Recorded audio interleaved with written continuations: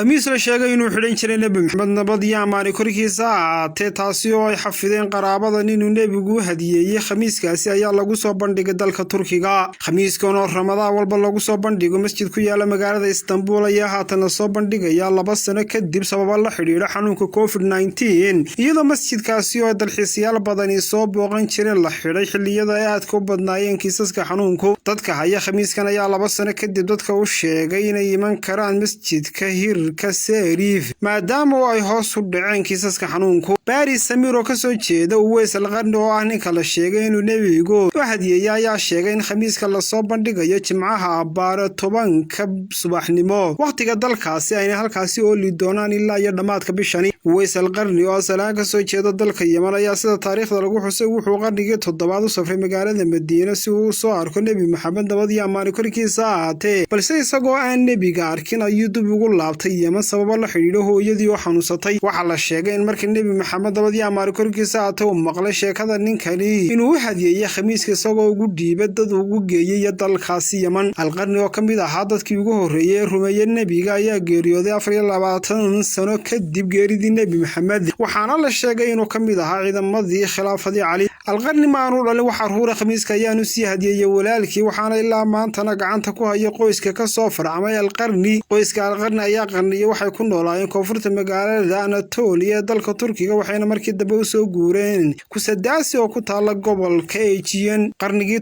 17aad Uthman Sultan Ahmed ayaa ka codsaday inay keenaan magaalada Istanbul oo lagu kaydin jiray dhammaan waxyaabaha taariikhda u islaamka markii khamiiska la keenay Istanbul waxa lagu riday sanduuq loo sameeyay 2 quful mid waxa la siiyay suldaanka halka kan kalena la siiyay qoyska al-Qarni Samir ayaa wakaalada wararka ee Turkiga Anadolu sheegay in khamiiska loo soo daawasho tagi karo ilaa 29 bisha Abriil maalmo ka hor ciida wuxuuna intaasi ku daray inay ka codsadeen dadka u soo daawasho tagayay inay ka digtoonaadaan xanuunka COVID-19 waxaan samayn doonaa xayiraado badan waxaana ka codsanay dadka soo booqanaya inay u hoggaansamaan ayaa uu yiri Istanbul waxa yaala in badan waxyaabaha taariikhda oo islaamka waxaana lagu kaydiyaa Topkapi Palace tan iyo markii Sultan Selim uu qabsaday Masar qarnigii 16aad isagoo la soo wareegay waxyaabo badan oo taariikhi ah sanad walba in ka badan 1 milyan oo muslimiin ayaa la sheegay inay daafaha dunida uga yimaadaan daawashada khamiiskani tirada dadka ayaa mararka qaar intaasi ka badata gaar ahaan habeenka la fisho Laylatul Qadriga